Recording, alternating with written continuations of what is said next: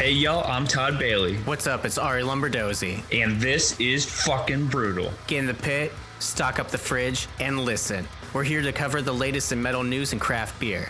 A match made in hell. If it makes you bang your head, then we want to hear it. If it tickles your taste buds, share those suds. Turn it up to 11. Crack open that beer. It's about to get brutal.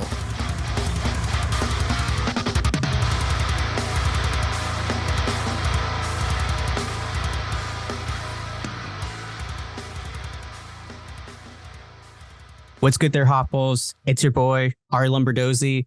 Unfortunately, I'm flying solo. Todd got caught up at work. Austin is, fucking lame, dude. He's back in news, which I know he's stoked about, but that just means that his work schedule is like way more unpredictable than it normally is. They're getting some crazy weather down there.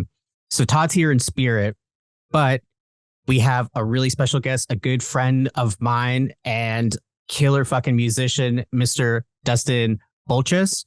What's That's good, it. dude? That's me. Yes, nice. How you doing, buddy? Very Pretty happy good. to have you on here. Yeah, stoked to be a part of this. I know we've been kind of talking back and forth about doing this for a while, so I'm glad it finally worked out. Yeah, likewise. And I know your schedule is super crazy, so I appreciate you taking any time to hang out with and chat about where we love Flesher. I will say to give you a little bit of a preamble. So Dustin is part of many projects. Flesher is what we're going to be focusing on specifically. And the Hopwolves is what we call our audience. We'll know that last episode we did our favorites of Q3, and Flesher made quite a few of our lists. It's a killer fucking record, dude. Thank you. I'm gonna start off with you. I know you will be partaking in other things, but I've famously stated, not famous, I don't know, maybe it's famously, I've talked about a lot. You have helped me out a lot in the past. You scored Erie Times, and you work at Black Circle. Can you tell us a little bit about that? Because that's is it still technically a brewery? It's a music venue, but you guys do brew your own beer. Correct. Yeah. So, when Black Circle started, it was just a brewery. And then, Jesse Rice, the owner, he loves live music and wanted to, start incorporating that into the breweries, like, the functionality and whatnot. And he made the mistake of giving me the ropes because then I just went crazy with it. So I basically, I think he was kind of thinking like, oh, maybe we'll do a couple shows a month, a little, on some local acts. And I'm like, before you know it, we have like Conan from the UK coming through and he's just like, whoa, okay, all right, yeah, let's do it. So yes, we started as a brewery and still very much are a brewery, but we've evolved beyond that now. We distill now. And then furthermore, like our main focus is being a live music venue. And then the brewing, the brewed beer, the distilled spirits comes with the package. That's awesome. I love that venue. I've had Black Circle beers on at least once. I feel like a couple times, but it's just such a cool spot. And for everyone listening, Black Circle is in Indianapolis, Indiana. So if you're ever rolling through the Midwest, stop in Indy, stop at Black Circle. That venue is fucking killer, dude. You guys, it's really something special. And I'm gonna sound like I'm blowing smoke up your ass for like the entire thing, but like I really love that place, and what you're doing there and what everyone is doing there is super fucking cool. I love that. And, that's been, that's just it. It's like it's been kind of the brewery opened in 2017. Okay. And it's crazy to like think we've gone this far and just to watch the evolution of everything and just like witness it because, I've been there since pretty much day one. And yeah, it's just been really awesome to not only be a part of it, but, to also get handed to me basically this empty canvas and have an owner and a boss who's like, do what you want, make this what you want it to be. And yeah, and here we are. That's awesome. And very, very seldom do you get that much freedom to do with it what you will. Absolutely. It's a vibe. That's the best way I can describe that place. Yeah. I mean, that's the best way to describe it. It is a vibe for sure. Cause we are a music venue, but it goes so much further than that. We do a lot with the community. We do a lot with the LGBTQ community. Yeah. We do a lot with, we have trivia, drag nights, comedy shows, all kinds of stuff. We try to be, our main focus is live music, but beyond that, we try to just be very inclusive of all walks of life. And like, you're a misfit toy, come to our island. You know what I'm saying? That's the best way to describe it. The island of misfit toys, for sure. Fuck yeah. Damn, I wish I had some Black Circle with me. I don't, unfortunately, but I do have a staple kind of the Pittsburgh area here. Nice. So I found this in my fridge, luckily, because I didn't get. So this is Iron City, which is a classic fucking lager here in Pittsburgh. Yeah. But Turner's is a dairy farm, but they have like iced tea that's really popular around the area. So this is a collab. This was a summertime, so it's a seasonal. Actually, it might be a staple now, but anyway, it's Iron City Beers iced tea. So it is a lager, but it's Turner's iced tea in there. So it's almost like a shandy type deal. It's a malt beverage. That's it. See, that's more my speed. Like I like the lager, and the like lighter stuff are typically what I choose to drink. So nice. Awesome. Yeah. I mean, this is great because I love iced tea. So that sounds fantastic. It's a weird really like combo. Shandies. Yeah. It's a weird combo. This is one like, I see like the lager itself is not great, but it's just such a classic. But anytime they have I see mango, this one just started this year and surprisingly really good. Like I'm happy that I found it in the back of my fridge. It sounds like a really, really good summer beer. It absolutely is. And that's what they were aiming it for, is the perfect summertime beer. It is kind of hot out still, even though we're in October. So I'll happily take it. I've had this one a bunch and I really like it. But cheers to you, Dustin, and to the Hopwolves out there, buddies. Yeah, it is. It just tastes like it's beer and iced tea, and like that's the best way they nailed it. Yeah. So yeah, if you're in the area, I don't know how far Iron City, Pittsburgh Brewing Company is the actual brewery, but it is coming in at 4.2% ABV, so super crushable. Like you said, great summertime beer. Yeah, that's really it. If you like iced tea, you like beer, boom, that's it for you. Hell yeah. So we are recording on 10/5. So this is Thursday. This is before release day. So this is what I found thus far as albums, and then our certified brutal bangers. That's our playlist. So okay. I'm going to go through it, say the ones that I found, and then if there's anything that is coming out that you know of, let me know. And the Hopwolves will also, I'm sure, love to hear that. So okay, cool. Albums dropping this week. We have Awakening Sun with I Am More, Capra with Errors, CARNIFEX with Necromantium, Fangs Out with Humor in Hell, King of Worms, and that's of is OV and Worms is WY. We're getting real tricky now. And their album, The Tomb of Borealis, and that's also with the V. Left to Rot with Breath of the Tomb, Of Mice and Men with Tether, Prong with State of Emergency. Oh, nice. Yeah, I didn't even know that was coming out, so that one's going to be sick. Zabaldard with The Weight of the Mask, and then rightfully so, I'm capping it at 10 for the time being, but we have Torn the Fuck Apart with Kill, Bury, Repeat. So great fucking, I think you'll appreciate that one there, Fred. Yeah, honestly, of all you just listed, I'm most familiar with Capra.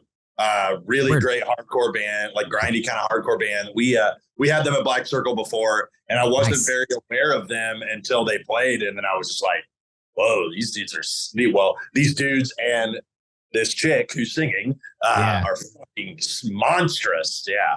So yeah, I didn't realize the record was dropping this week, so I'll definitely have to dive into that one myself.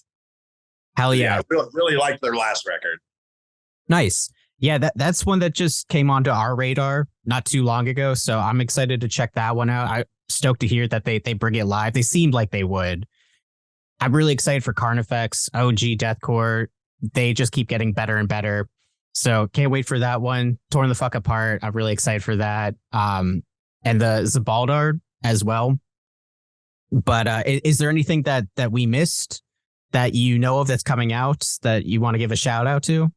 And not that I can think of right offhand, because, man, honestly, like, which we'll undoubtedly delve more into this through the interview, but I have been on a kick lately of just like revisiting so many records from like my teenage years of like in particular death metal stuff, and like what really got me into the genre.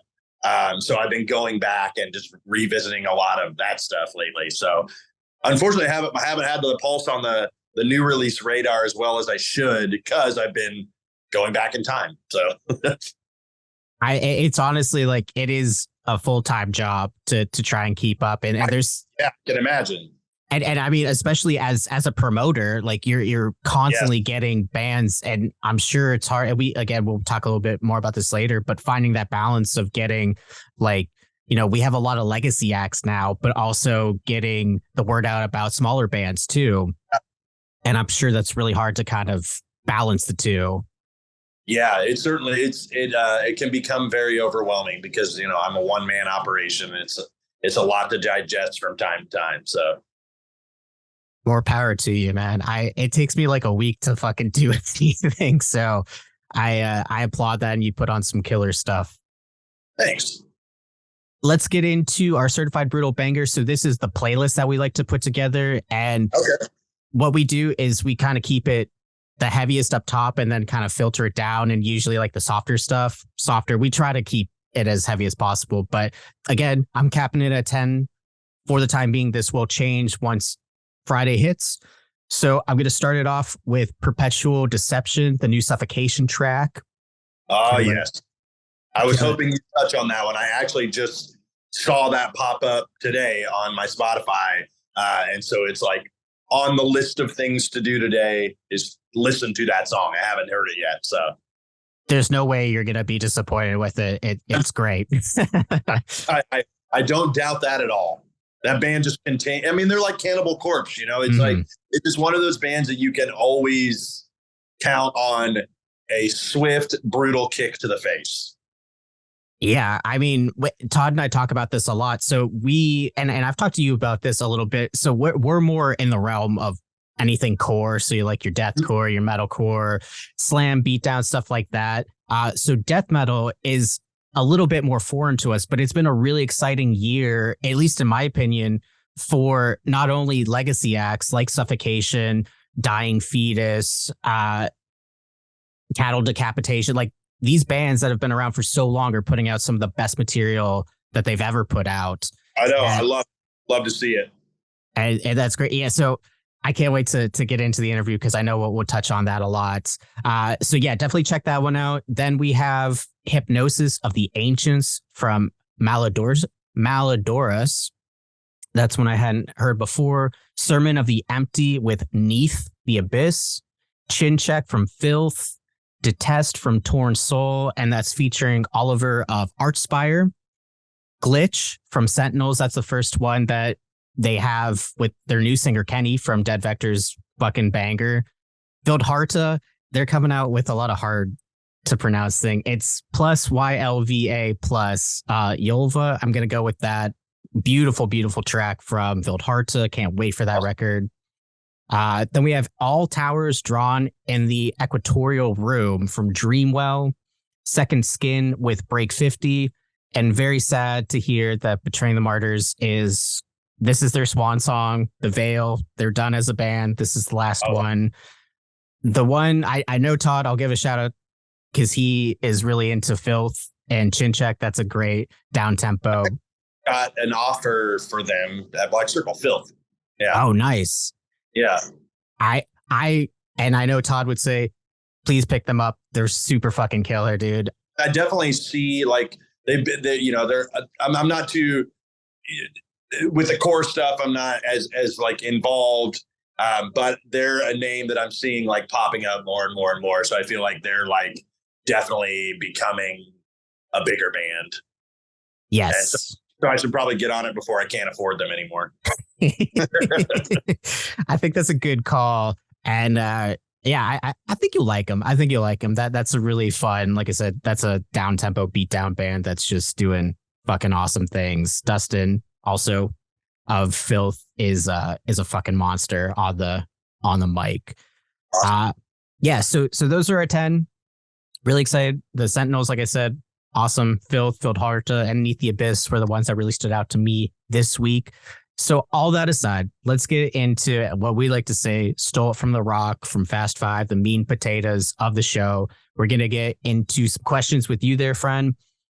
Start off by saying Flesher is the name of the band. Tales of Grotesque Demise, that just came out not too long ago, September 15th on Redefining Darkness. Is that correct? That's correct. Awesome.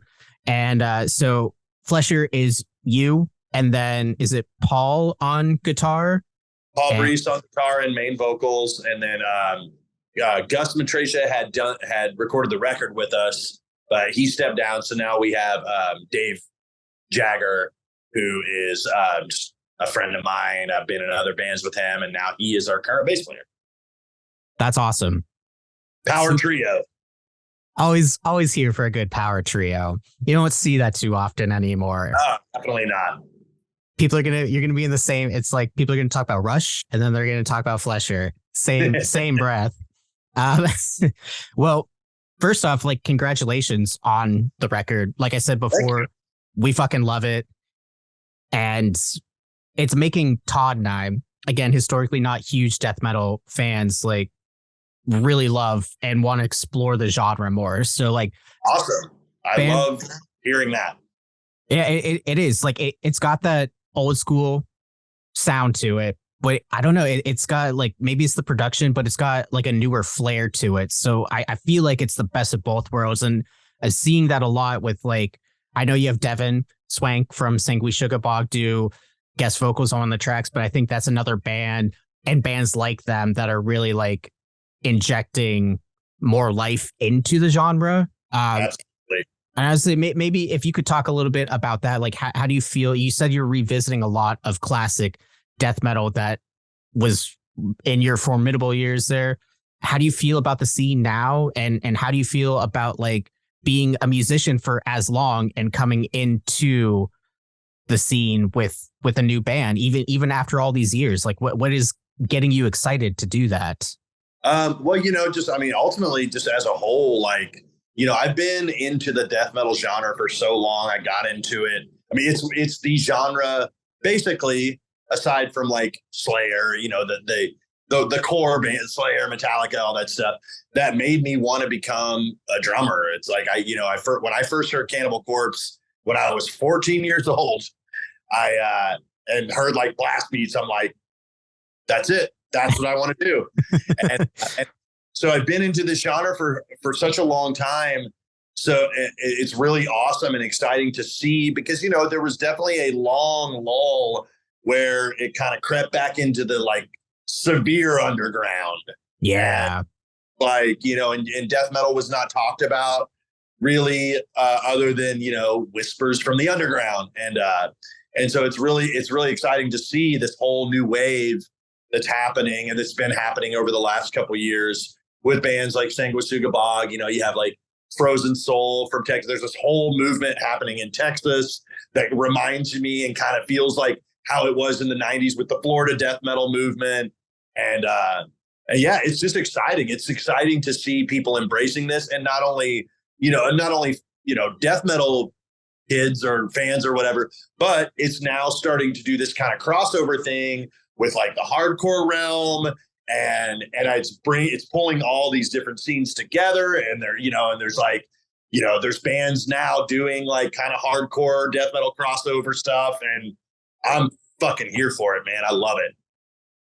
Yeah, that's amazing. And I think all the points that you just touched upon is, like, why people like Todd and I are able to get a little bit more, like, digestible with death metal, because it's not just straight pummeling double bass blast beats, which right. I'm here for, but incorporating the hardcore elements, the slam elements, stuff like that. It is like, it's expanding the genre into something that's still true to the roots, but just like new enough where kids are getting into it, and also, like, the older fans can appreciate it as well. Yeah, absolutely. And I think that you guys do that to a T with Flesher. And I think that's what I'm getting at, is like hearing those like the half tempo, kind of like the bad boy riffs, and then you still have like the pummeling. You got like just the machine gun drumming and the guitars, and then the gutturals just sound like so filthy and dirty, and it's great. You guys are killing it. Yeah, I mean that's it. Like, you know, we knew going into, like, I mean, it's an interesting story which we can touch on more in this interview, of how this band kind of came about, and it all happened very fast. But, you know, it was like important to us it comes from our roots and what we got into at a very young age, but still like trying to stay relevant and still, you know, stay with the evolution and be accessible to the hardcore kids and like the newer people that are just now discovering this type of music. Absolutely. But that was just very important to us, like going into the writing process. That's awesome. And well, I guess the biggest question that I have, and hopefully the Hopwolves also want to know. So your band name is Flesher, but like if you look at the album art, which is fucking killer, who is Flesher, and why is he gonna kill us? That's my big question here. Well, Flesher is the guy on the front. He is the Flesher, who was wonderfully and gracefully brought to life by Ed Repka, the artist, who is like a legend. You know, he did like the early Death records, Megadeth. I mean, you name it. Like, this dude has worked with everybody. So just people listening to this podcast, just Google his name and just like hundreds of album covers. And so, you know, he kind of brought the character to life. And then as far as to answer your question, who is Flesher and why is he going to kill you, or why does he want to kill you? It's because that's just who he is. And that's just what he does. He is, nice. He was brought from hell, put on this wretched earth to destroy anything and everything that gets in his path, kind of like how we want our music to sound. So we are just a soundtrack for this evil little ghoul that like chopping people up and skinning people alive. And that's awesome. I think you guys have really achieved that.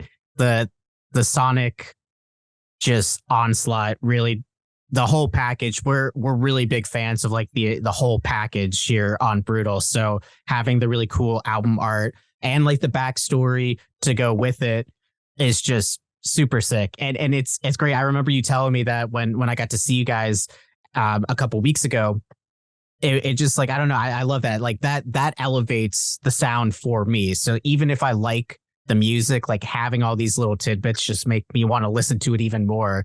Yeah, totally. I know like we talk about this a lot, like off camera, but like you're a big horror fan. So like, is there any like particular influence that you're trying to get like visually with Flesher, or did you just I mean, I think he's kind of a culmination of just the whole horror genre as a whole. Well, because, you know, take, for instance, the record, like Tales from Grotesque Demise is individual stories. Most of the songs are influenced from either, you know, a horror film or a true horrific tale.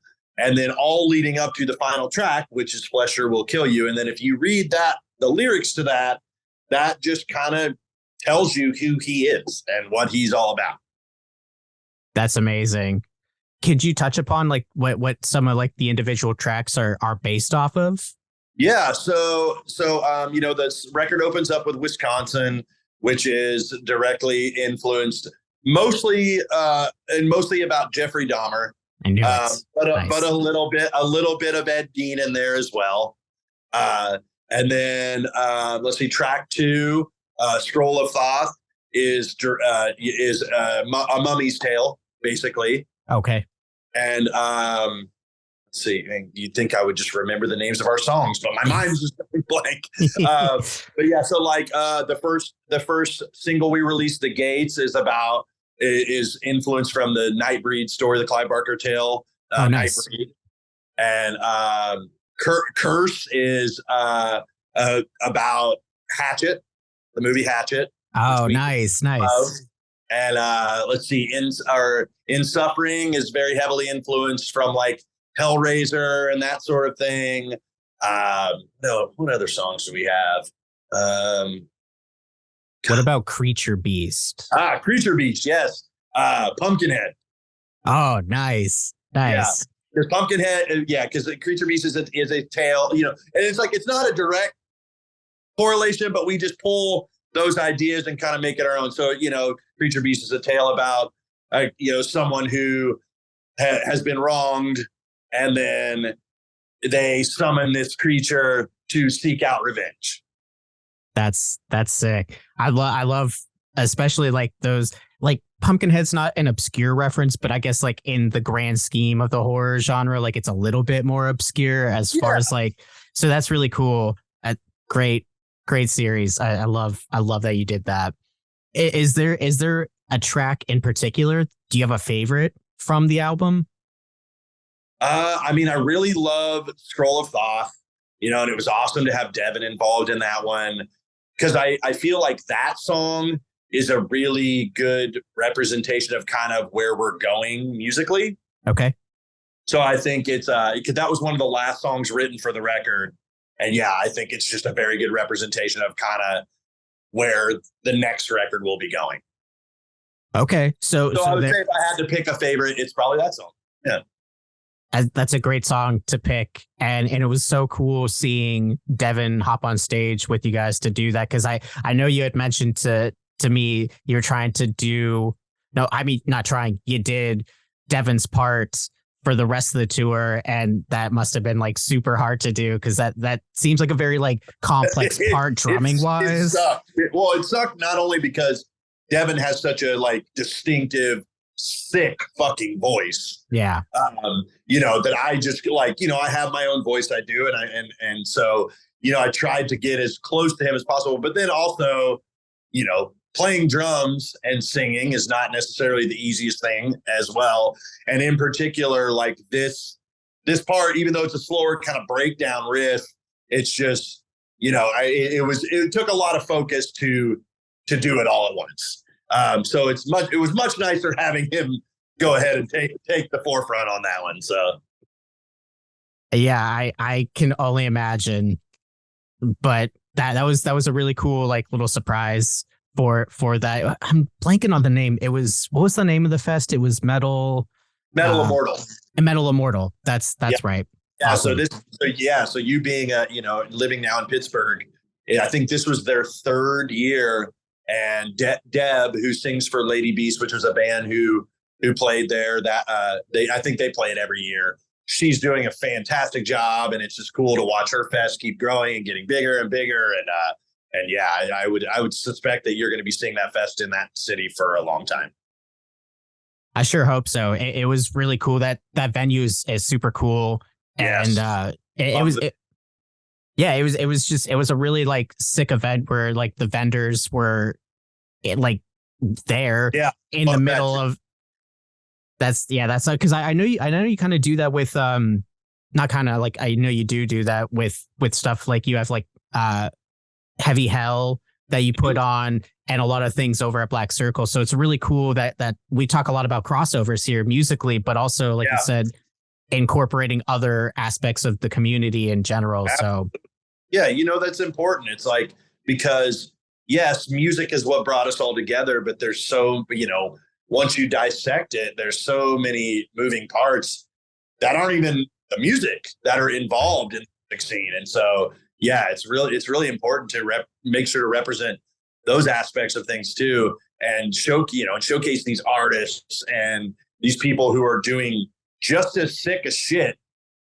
It might not be a song, but like, this guy's doing a horror comic, or this guy's doing a really cool podcast, or this, like you, and so it's very important as a promoter to really like make sure that we're pulling those people in too. That's awesome. And I know, again, I can't emphasize this enough. If you're in Indianapolis, please go check out literally anything over at Black Circle, like doing some of the sickest stuff. And I guess kind of touching upon that a little bit. So you're from Indiana originally, correct? Yep, born and raised all my life. Okay. So how does that scene compare to like some of the other scenes that we have just in the States in general? It's like, I mean, Indiana's like, I've always kind of felt like Indiana is just this tiny little like jewel that's buried underneath some muck. And so it's like, if you dig through that muck and you find that jewel, you realize the power of this sacred stone that is the Indianapolis music scene. It's only because of where we're at. We're so close to so many bigger markets that I feel like we just get kind of left in the shadows. Yeah. But as a result, it like creates some really vicious shit. And there's so much, I mean, it's just for the music scene. There's so much good stuff that comes out of here that doesn't rely on the influence of the the New York City and the LA and the Chicago. Like, we just have our own thing going on here. And if you're cool enough to dig into it, then you'll realize, like, I mean, we've been, Indianapolis has been putting out 6 solid shit. Yeah, it's real. I love what we have going on here. Do I wish that it would get a bit more notoriety? And it's like there's the whole Indiana curse of like, bands just only get so far that come out of Indiana, and whatever. I mean, it happens, but it's also, we have a cool thing going on here, and it's just a matter of whether people want to dig in and find that jewel. Yeah, I think that's a great way to put it. And the Midwest just in general is like, it's just so depressing in general. There's like, just the winters are really tough. Even if there's not like a ton of snow per se, it's just like there's a lot that just, like you said, kind of gets lost in the shuffle compared to a lot of other aspects of the States. So to your point, yes, hearing that brutality that's coming out of Indy doesn't surprise me at all. And it's a cool scene. And I do hope that it gets a lot bigger. There's yourself, Flesher is just one of the many bands that like people need to hear and hopefully will hear. Circling back to just Tales of Grotesque Demise in general, how has the reception been for the album? Because you guys just got back from tour not too long ago, and that was the first tour, correct?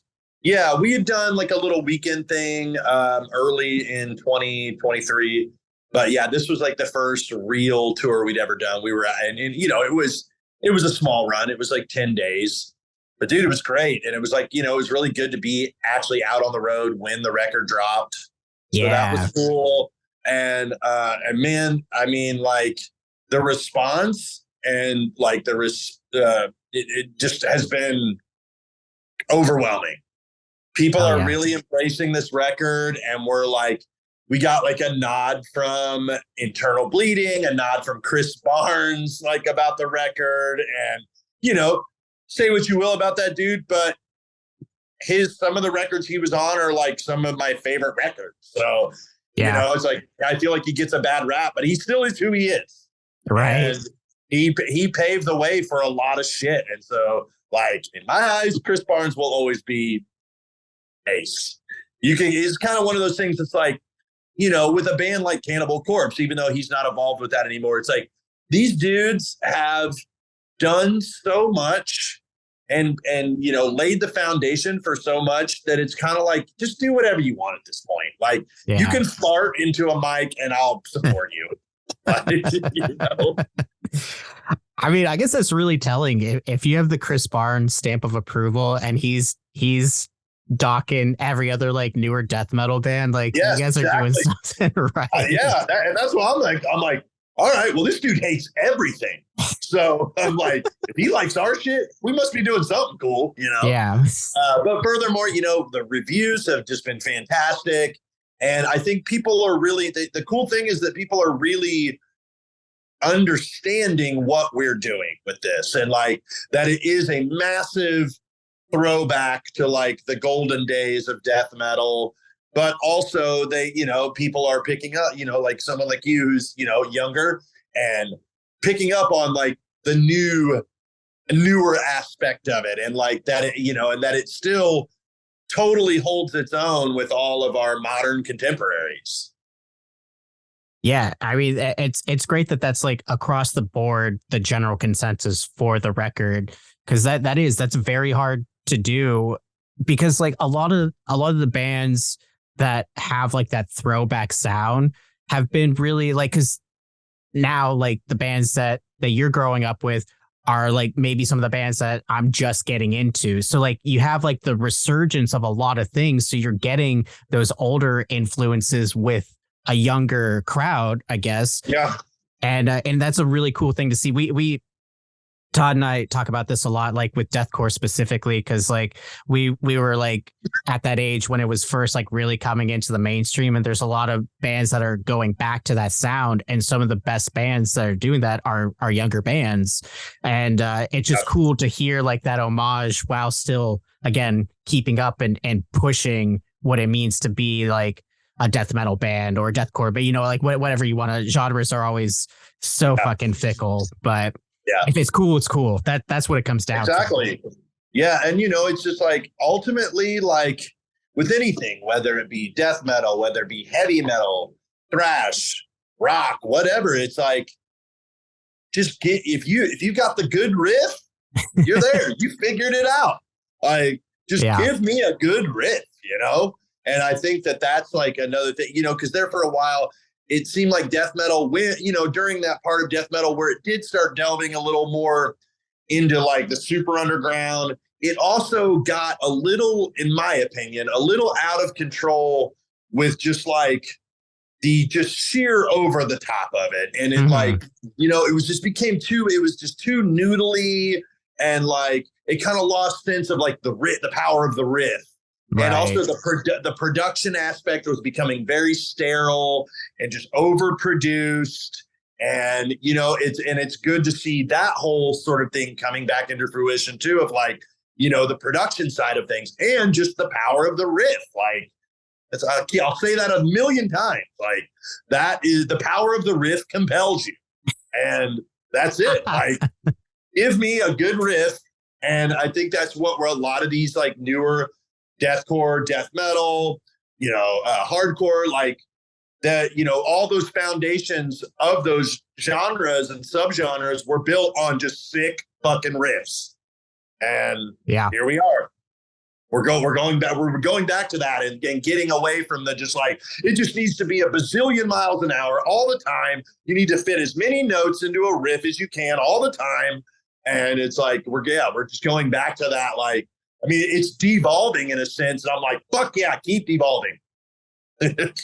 I mean, you get that, like, just art in general, because a lot of the people that are like, we'll say like producing specifically, like, are people that grew up like with a certain sound in mind, and like you said, like kind of devolving, and you want to get back to that, but that's never a bad thing. I mean, it can be for sure, but so is putting, like you said, like everything in the kitchen sink into like one track. Sometimes it works, sometimes it doesn't. But I hope there's a Flesher, the power of the riff compels you shirt.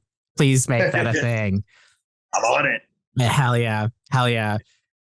So you kind of alluded to there's another record on the horizon. Like, have you guys already started writing for a new record, or? No, we have like recordings of stuff that just didn't make the first record. Okay. Because we just like, we kind of bit ourselves in the ass to a certain sense. And I'm glad it all worked out how it did. But we like, we wrote those first 3 songs really fast and went in and recorded this demo, and we just put it out there just to be like, hey, like, here we are. This is what we're doing. And people just like flipped out on the demo because the production was just really sick. And it was, and it was kind of, I think we just kind of made timing wise, we just kind of dropped it at a really good time. Yeah. And it kind of forced us to be like, oh, fuck, man. Like, because in this day and age, people's attention spans are just like this big, and you're hot for 1 second and then they're on to the next thing. And so we're like, well, we better strike while the iron's hot with this. Right. And so we just wrote the rest of the record in like 6 weeks. And, oh, shit. And so we had a lot of floating ideas that just didn't make it. So we have a good foundation moving forward. We've got some things coming up. There's like maybe a tour that's going to happen in like late November, early December. Still working that out. But then going into the winter, we want to like take a little more time, take a little more time by that. We're really trying to have a record written by next spring. So instead of writing a record in 2 months, let's take 4 months to write a record, right. And just harness it a little, carve it out a little better, and, and just continue to build on what we built so quickly. You wouldn't know that listening to the record, like how everybody says that. Yeah, it sounds like we've been a band since the 90s, basically, which is a funny story. We kind of have, in a way, if you don't mind me going off a little side path, just a little history on the band. So Paul and I, he's one of my oldest friends. I've known him since we met when I was 15, he was 16. So I went to this local record store.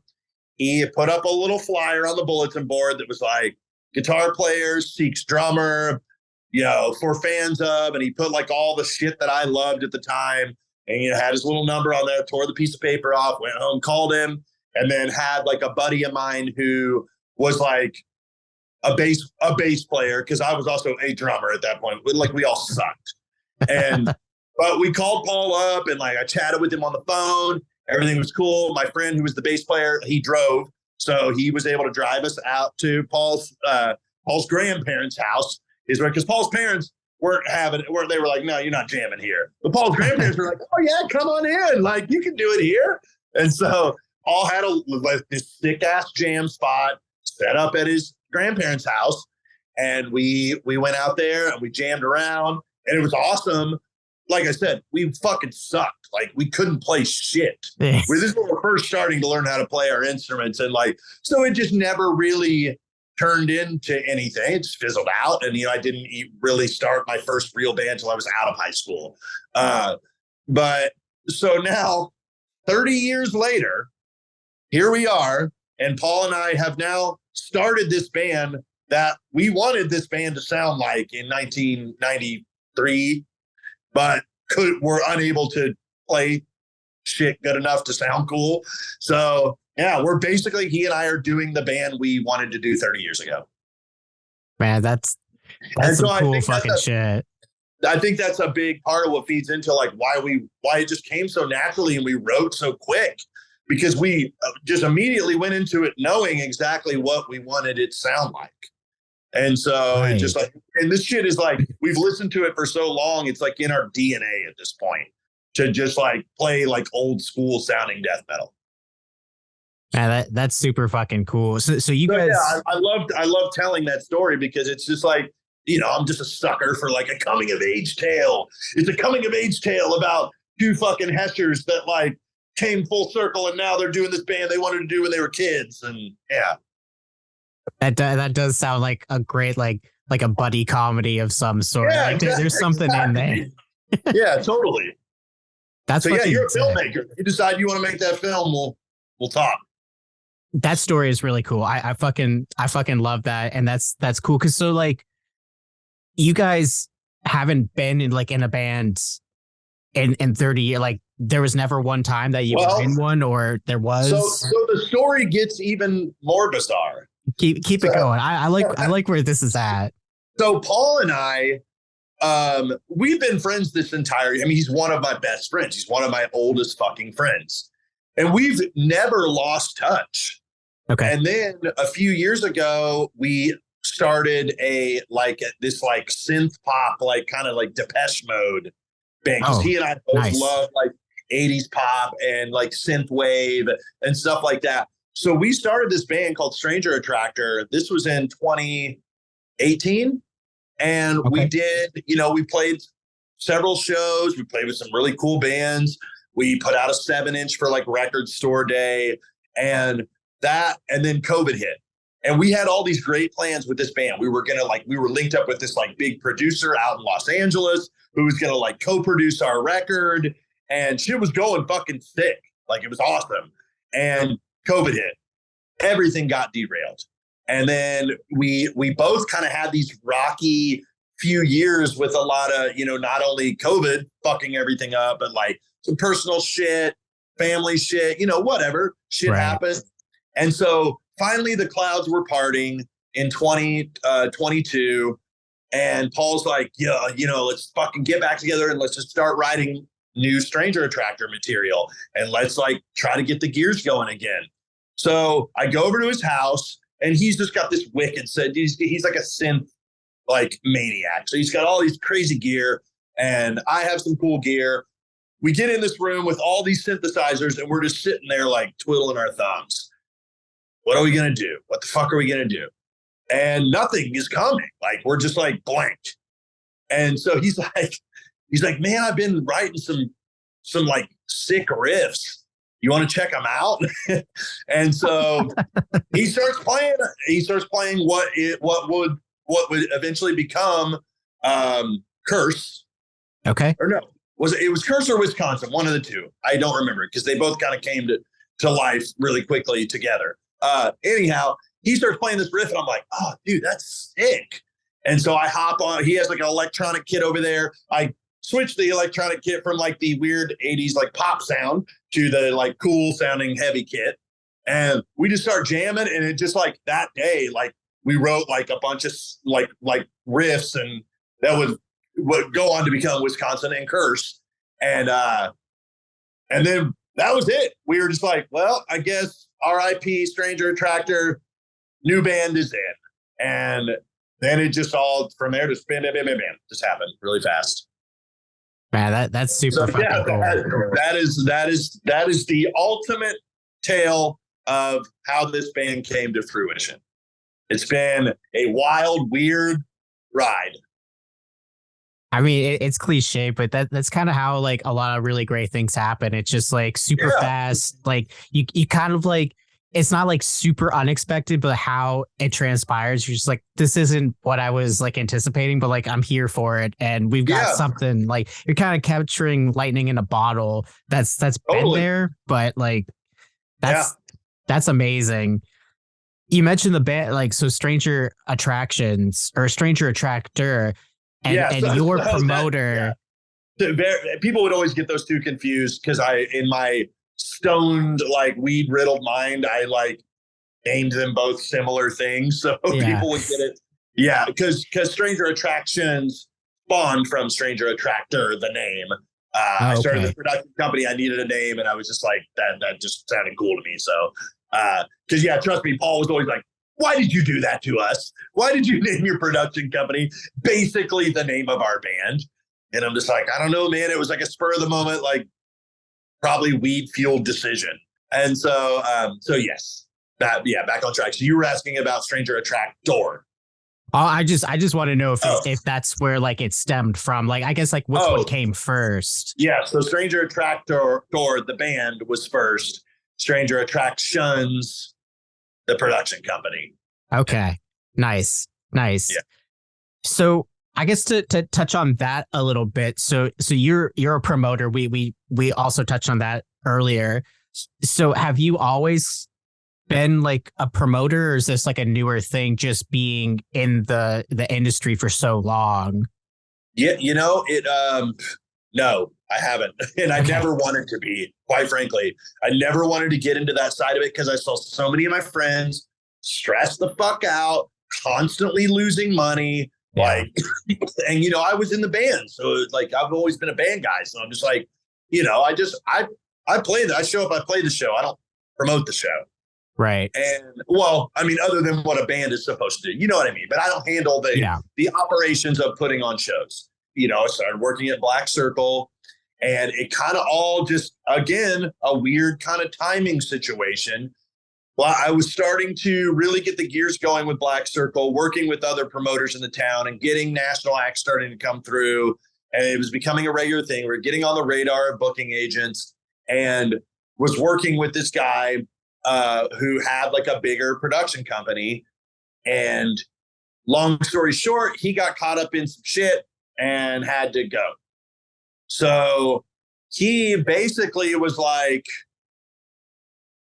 I've built this company. My time is over. Do you want it? And I'm like, I guess, like, you know, I'm working at Black Circle, and I'm a bartender, but I'm helping like get shows in there with other promoters. And so I was just like, I guess, you know, but, you know, with this comes now an arsenal of contacts and fucking, you know, and just like clout in the city. And, you know, just, it was like it was the bridge gapping me to taking Black Circle to the next level.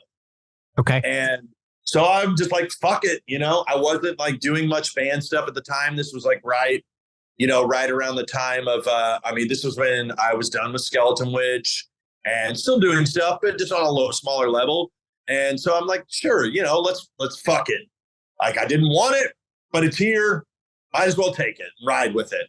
And that's where that started. And then, so I took that, you know, rebranded his entire company under my company, Stranger Attractions, and then just went from there and then started, you know, like, it was, the funny thing was like, I got all these contacts, and they're contacts of a lot of people I already knew just from being in like Skeleton Witch, and, you know, booking, you work with a lot of booking agents, blah, blah, blah. And so a lot of these people I already knew. So it was cool to reconnect with a lot of them and be like, hey, remember me? All right, well, I'm doing this now. And so it immediately just like, bam, exploded. And then now I'm getting like real offers because I'm not some dickhead, you know, like scumbag, like the dude who was doing this that I inherited it from, who was in it for all the wrong reasons.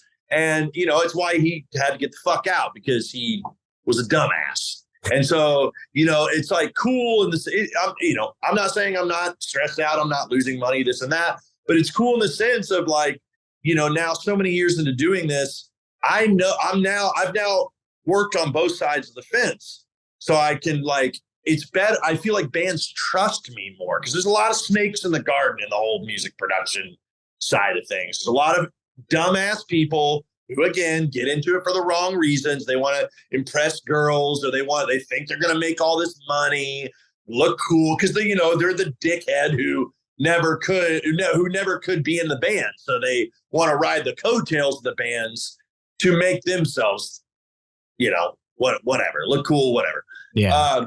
So I think that helped in the sense of just like, you know, people knew, these agents were like, oh yeah, well, this dude, he knows what the fuck's up. He's going to treat our bands right. He's going to do the show correctly. You know, he's going to be very professional because he knows what it's like to be professional. And so, yeah, it just immediately like really just, it just spiraled and put Black Circle like, bam, like here we are, and we are here to stay. So yeah, that's where we're at now. And it's, you know, it's just growing every year, and it's tough because circling back, this is Indianapolis is a hard market. Like, it frustrates me to know it because I'll go to these, you know, went to see the Pantera reunion show a few months back, or the Pantera tribute show is what I like to call it. Yes. I see it's sold out, 18,000 people. And I'm like, we're right in there. We're fucking 20 minutes from Black Circle. Where are these people? And, you know, it's like, it's just what it is. Your average metalhead isn't going to go to all the small underground shows and check, even though they would probably, you know, be way into whatever it is they're seeing, right? Because they're seeing just as high of caliber bands, just in smaller, intimate settings, you know. So those are the kind of things that just like will eat you up if you think too hardly about it. But I think ultimately, you know, what my point of all of this is just like, because we got on. Okay, I'm just trying to retrace my footsteps. Yeah, so yeah, I'm here. I'm in the promotion game. It fell into my lap, and I'm rolling with it. And you know, and I'm just doing what I can to help sustain this scene and just keep people, keep Indianapolis in people's minds. And, because it never fails. We'll get like big bands coming through Black Circle. They will literally walk in and just be like, we can't fucking do this here. Like, no, we can't, but this is too small. And then by the end of the show, they're like, this was the fucking sickest show of the tour. This is one of the greatest venues we've ever fucking played. And, it's just like a true testament to all the hard work that me and the crew over there have built to hopefully live eternally, I mean, it really, like, it speaks for itself. Like, you go in there and again, like it's a total vibe, and it seems like, I know you, but it seems like everyone else that I've seen work there just like legitimately cares about like everything that's happening there. And that's really hard to come by. And to your point, that is a true testament to making like the venue sick, like the bands feel good while playing. And like, I know personally as a fan, like I want to see bands like that I love in a venue like that. I don't want to go. I don't want to go to 18,000 people, which is sick in itself. Right. Sure. But I'm the same way. It's like, I mean, it's very rare that I'll go to a show that big because I don't like being in crowds like that anymore. And I just want to be able to stand like 5-10 feet from the band and like nerd out on like the drummer or like, or like watch the guitar player, just be like with my homies and be like, did you fucking see that? Like, and you can't get that at Ruach, and like all these massive stadiums and shit. And so I'm right there with you. Like, I much rather would just see cool bands in small venues. And I really hope, I'm hoping we, right when things started happening again, post-COVID, bands started touring again. We saw a little bit of like, we got like Baroness at our club, which I'm like, I remember that happening. They're normally a like at least 1,000, 2,000 cap venue band, if not more. Right. And that what they did, I thought was so fucking cool. And I hoped it would catch on. It didn't seem to, but I do think that like it could catch on of this whole trend of bigger bands playing these small, intimate venues. Yeah, your ticket price is going to go up a little bit. But even then, it was a $60 ticket to see Baroness in a 250 cap room with no fucking guards, no rails, no, you're right up there on the stage. You got like this really sick, like exclusive show poster. And like, that is the kind of shit that's like, yeah, it's a $60 ticket, but look at what you spend hundreds of dollars on to see a band like this big from 2 football fields away. Right. You spend $300-400 on a ticket for that. I see like Riot Fest and shit. I'm like, the fuck? It's like, it's sick lineup, but come on. Like, yeah, you're going to suffer through heat and fucking a bunch just rubbing up on thousands of greasy, gross people. And you're going to see the band from super far away, and you're going to spend way too much money on beer. And yeah, so I really hope that like, because there's so much shit, I see these little waves of like people I see these little revolutions starting to happen to like go against like, Live Nation and Ticketmaster and like the evil empires. And it's like, they'll start to grow and then they'll get squashed, and then they'll start to grow and they'll get squashed. And I'm just hoping like one time, like just let this whole like independent venue alliance, which is a real thing. Actually, we're a part of it. Okay. But let that just like take over, and let there be this shift. And let bands realize, like, sometimes it's like, it's okay to maybe take a little bit of a pay cut to have these like amazing experiences and to also help sustain, independent venues and businesses. And like, because dude, I mean, Live Nation's just trying to put us all out. Right. Like, with the whole, this whole merch cut thing, they're like, oh, we're stopping merch cuts. It's like there's an ulterior motive here. And that's a whole other podcast. So I'm not even I'm only going to slightly open up that can of worms right now because we would be here forever. Yeah. So we should do another episode where maybe we talk about that because I would love to help spread awareness. And, you know, I mean, some people would, Live Nation probably would just peg me as like a conspiracy theorist or some crazy guy. And I've worked with Live Nation. I still do from time to time. I'll partner up with them if I have, you know, if the opportunity comes this way, and it's a way for me to like help my brand get exposed. You know, I'll gladly steal from the rich and give to the poor any fucking time. I mean, I think these are all like you said, we could definitely talk about this for so long. And I would love to have you back on, especially when Todd can be a part of this, because I know he really missed being a part of this. So we miss you, friend. We are running out of time here. So yeah. I do want to get you the time to just how can people, like, we're talking about supporting the little guy here, like how can people support Flesher? Where can they find that? And the floor is yours to give a little bit of just that insight into the world of Flesher. You give me a soapbox. Obviously, you know, everybody's pretty hip to the streaming platforms, Apple Music, iTunes, Spotify, all that stuff. That's always a good place to start because that's where the masses are. Furthermore, you know, Bandcamp works way more directly with the artists, and the artists definitely get a lot more breaks and a lot more kickback on Bandcamp. So, you know, Flesher death metal, I think, on Bandcamp. We're the only Flesher you'll find.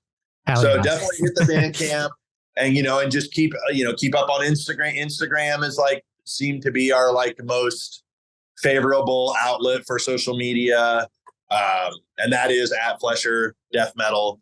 And, that's where we've just gotten most of our following from so far on social media. So we're just kind of sticking with that because I can't even fathom going into TikTok at this point in my life.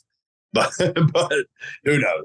Maybe someday. Right. Beyond that, please check out Stranger Attractions, the production company that I'm doing, and then furthermore, Black Circle. www.blackcirclebrewing.com is where you can find all the information you need to know about Black Circle and all our upcoming shows, which 90% of the shows I do are there. Fuck yeah. And so, that, and then just, and to anybody listening who's, is in experience with the Indianapolis music scene, man, just dig deep. It's not hard to go down the wormhole and just look up, start with start with Flesher, and then just, and just go from there, and then go, take it further back into the early 2000s where there was there was an amazing hardcore scene here in the early 2000s, incredible bands in the late 90s too. Ice9, a band that I played in, The Dream Is Dead, and then just go from there. And there's so much rich goodness here that if you just dig a little deep, you can check out Coffin Worm, another great one to mention from here, and possibly one of the heaviest fucking bands to literally ever exist is Coffin Worm. So check them out because that's mind-blowing shit. It blows my mind that and these are all guys that I've been in bands with and homies, and it blows my mind that that band was from here because it's just too sick. So definitely. So I think that that's about it. That's about all I got my hands in. Ritual is a new band I'm doing with, it's spelled Ritual. So seek that out. That's Demiricus was a band I did for years on and off. And, we did a lot of cool shit. And so this is now a new band with some members of that. And, I think that's about all I need to pimp right now. I mean, that's, I haven't heard of, I definitely want to check out Coffin Worm. That sounds fucking dope. That name alone has me sold. But to finish off, that Hopwolves got homework. I got some homework too. Not being from the Indy area, even though I lived there for a couple years, like I'm not unfamiliar with a lot of this stuff. So that's really fucking cool. But I just want to take a quick moment. Thank you so much, dude. It's always a pleasure getting to hang out and talk with you. I really love what you're doing. Todd loves what you're doing. And that's beyond, Flesher, like with Stranger Attractions, and then you've helped me score the film. So you're doing, and you're very talented. So thank you for that. Everyone, stay brutal. Cheers. Thank you so much, Dustin.